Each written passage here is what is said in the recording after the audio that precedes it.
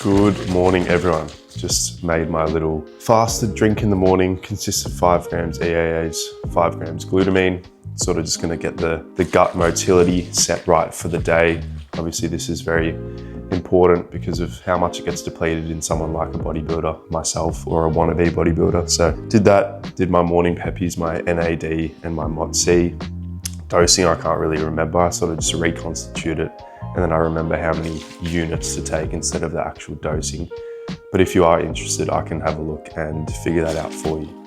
So we're gonna down this, then make our pre-workout meal, which is a cream of rice, and most likely go for our little digestion walk, which happens every single morning. So heading to a new gym, not a new gym, but a different gym to the one I'm currently sort of going to all the time this morning, because the programming calls for an exercise or a machine that my other gym doesn't exactly have, which is somewhat of like a low row machine. And sure, I could make, alternatives and make a different exercise work, but I'd rather just, if I have access to a machine at another gym, I'd rather just go to that gym and actually do the exercise properly instead of trying to do it in a roundabout way. So on Saturdays, or on my back day, my second back day, I will most likely be heading to this gym from now on, so I can actually make use of that machine. Pre-workout meal, you guys know the drill.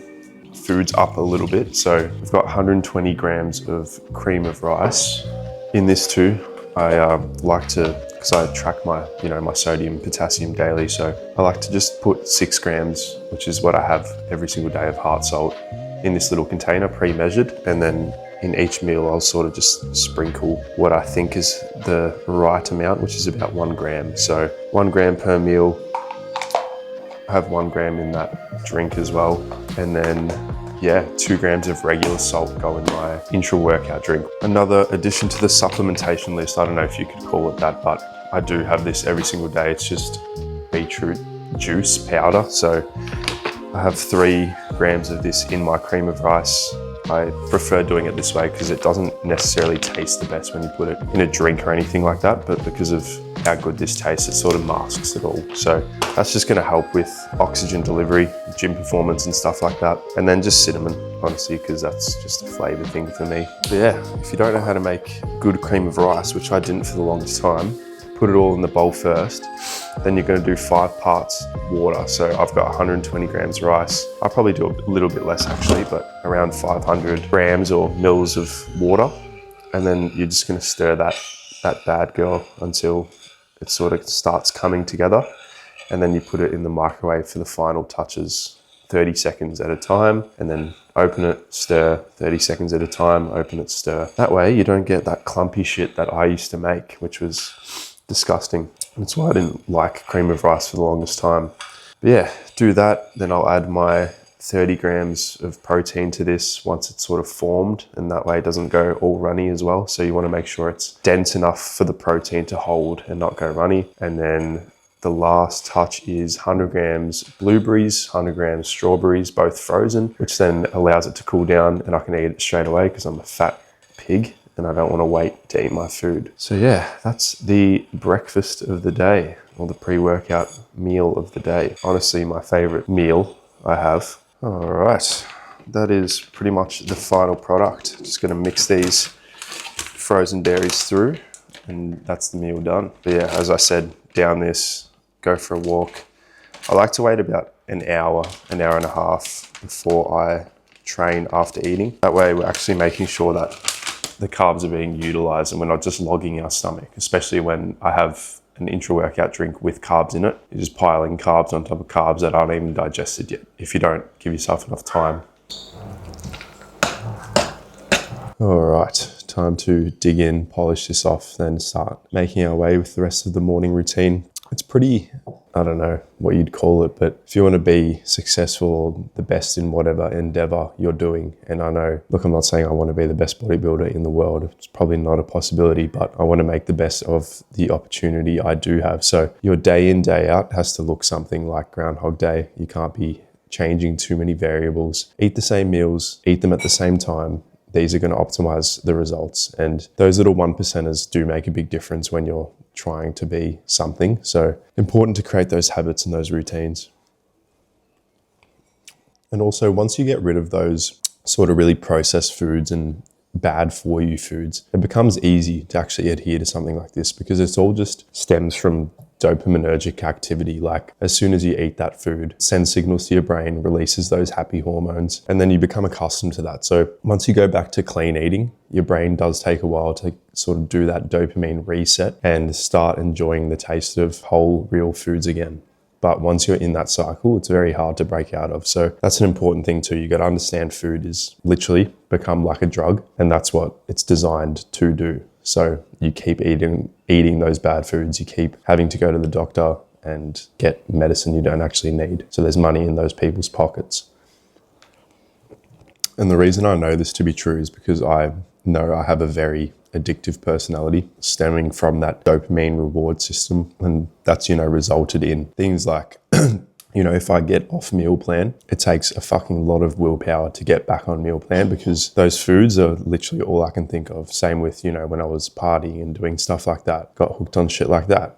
Vaping, got hooked on shit like that. So it's just anything that's dopaminergic, my brain just goes mental. So it's important for me in particular, and if you're similar in that sense, to rid all that shit, because it's just a fucking slippery slope and it creates a negative feedback loop that is almost impossible to break. All right, that is the breakfast/pre-workout meal done. We have our first sort of supplement of the day. I was taking methylene blue 10 milligrams every morning, but then I didn't realize that a sleep support I was using also had 5-HTP in it. So basically they both sort of act on serotonin. Methylene blue is a MAOI inhibitor. So that basically allows for more serotonin production or something like that anyway, but it's serotonergic. And then the 5-HTP also, I think, just boosts serotonin as well, which obviously allows you to sleep better, but I didn't really click, and these two interact. I knew about it in the past, I just didn't realize I was actually taking both, especially the 5-HTP. I didn't quite read the supplement, the sleep support. So yeah, I started getting like little, very mild like serotonin syndrome, which for those of you who don't know is when you just have too much serotonin running in your brain and it can start causing issues. And for me, it was like things like just mood disturbances, a little bit of anger, night sweats were massive. I was waking up 2 to 3 times a night and I was like, what the fuck's going on? Then I looked and realized that I was sort of just overlapping too many serotonergic compounds. So you got to be really careful with those things. Serotonin syndrome can actually kill you. So yeah, make sure you're actually looking at your labels and stuff. So that was my bad, but I've pulled out the methylene blue and 5-HTP for now anyway, just to sort of reset that system. And then I might add in methylene blue again, or just the sleep support, depending on sort of how things are going in those realms. If I want more energy during the day, I'll take the methylene blue, and then if my sleep's struggling for some reason, I'd opt to use the sleep support. So, but supplementations now is just 500 milligrams of berberine, which I have 3 times a day. I'll have that obviously now with my morning or my breakfast meal, my pre-workout meal, and I'll have it in the afternoon, and then I'll have it at night with my last meal. So it's going to help regulate blood sugar, help, stay insulin sensitive, things like that. And then I also have 5 milligrams of Cialis, which I take daily, which is good for pumps, good for blood flow, things like that. So yeah, that's the sort of morning wrapped up. I'm going to go for our walk now with Doggo and the partner, and then we will both be heading to the gym. Post meal walk is done. So we went for our little, it was probably about 20 minutes, just the usual path I take with the dog. He usually gets to have a little play in the morning, but he had no friends this morning, so similar to his father. But yeah, we're on the way to the gym now. This one's a little bit closer than the other gym I go to, probably about 7 minutes away. So I had my pre-workout at home. Sometimes I'll sip on it in the car, depending on how long I sort of have to drive. But for all you motherfuckers out there dry scooping your pre-workout, just know that doing so is very much decreasing the effects of and the potency of the product, because adequate hydration and adequate amount of liquid or water is necessary for some of the active ingredients to actually be doing what they should be doing. So dry scooping your shit is sort of just wasting your money in some senses. So I wouldn't really recommend doing that. But yeah, we've got our second back day of the week today. So you guys know the back is a body part we're trying to bring up in this growth phase. Same with the legs. So allocating more volume to the back. I suppose today's a little bit more of a lat focused day more than anything. So there's only one real sort of upper back movement, which will be a dumbbell row. I think I'm going to try it with the chest support this week. I did it without last time, and I don't know, it's tough on my left side, which is a bit of a me problem and something I should fix, but I feel like a chest support's just going to help me do that without having to put too much work into fixing the actual root cause, because I'm lazy as fuck. So yeah, back day today, and then the rest of the day is looking pretty bleak. It's a little bit cloudy and rainy this morning, so don't think we're going to do too much outdoor stuff. Might go back to the food festival, which we went to last night. I didn't eat anything, I just watched people eat, which was quite sad, but sort of the story of living this lifestyle, which I put upon myself, so no one to complain to. But yeah, almost at the gym, and I will see you when we start the first exercise. Start of all my sort of back days, that's not true, just for the start of this session, we're doing warm-ups on the pull-ups. So 4 sets of basically it'll be like 10 reps in reserve, just making sure we're engaging the lat before we move into any sort of back movement. So start with this, just real light and easy, like the fat loss brand or whatever it is.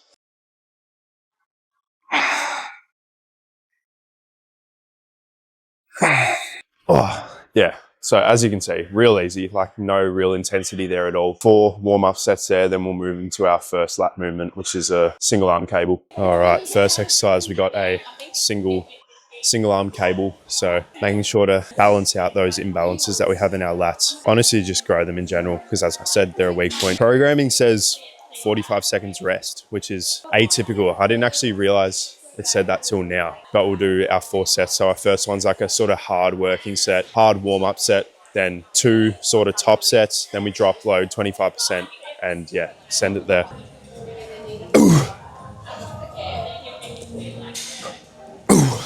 Not used to this short rest time, but it's good. So I struggle to feel my lats, so they're still fucking on.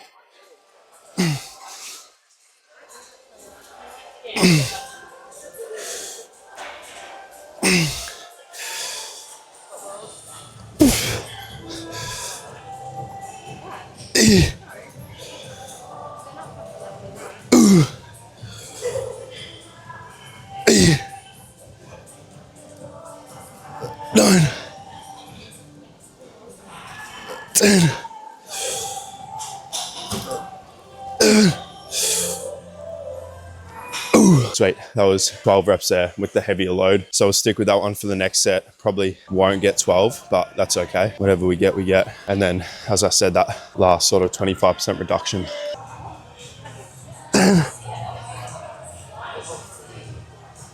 Oh, fuck yeah.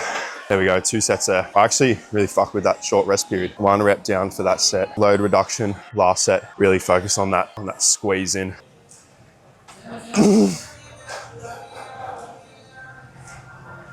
We got 3 sets now on a chest supported T-bar. It was meant to be a dumbbell row, but this gym's just fucking super busy. So I'm gonna do this, get a bit narrower of a grip and try emulate that sort of dumbbell path with the elbows tucked into the side. So foot pad a little bit higher, really driving that elbow into the hip here. Oh, yeah.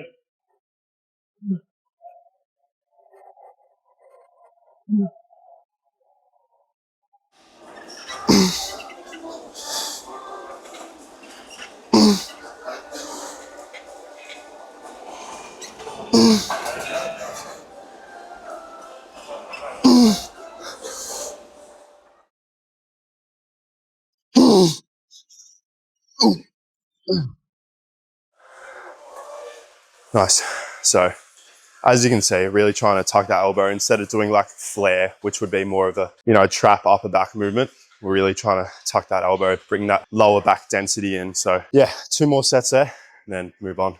All right, so moving on to the sort of frontal plane movement. We've got, I guess, 4 sets. The first one was a bit of a warm-up. Then we got 3 more, 2 top sets, 1 back off set. We'll see how we go. I always struggle with this exercise, but I'm just going to send the weight a little harder and just really try to drive it into the lat, see how we go. I don't know why. It might be because I have a bit of shoulder impingement or something, but yeah, it doesn't feel nice.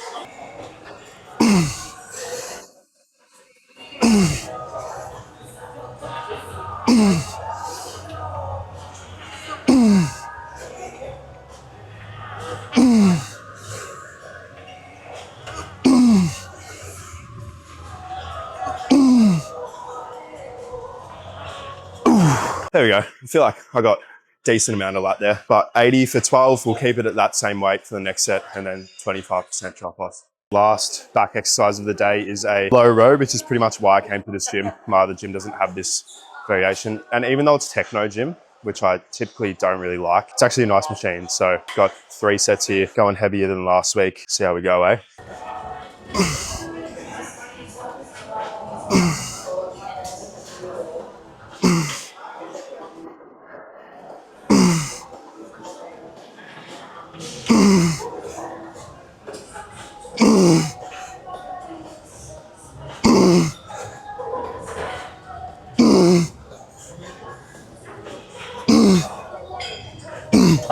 Solid there. It's nice to, at the end of the set as well, I'll just do those little sort of partials, almost shrugs into the lat.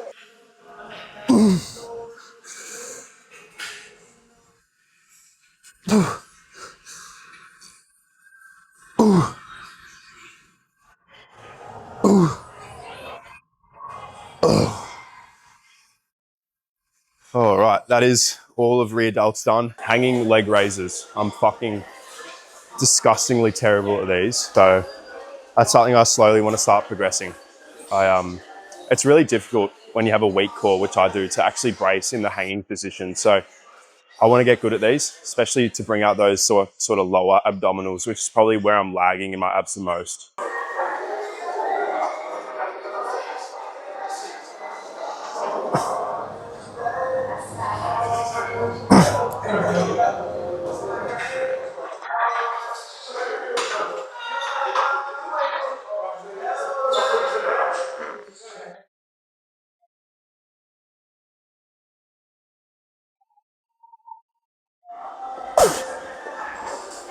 Oh, fuck, cunt. That's so hard.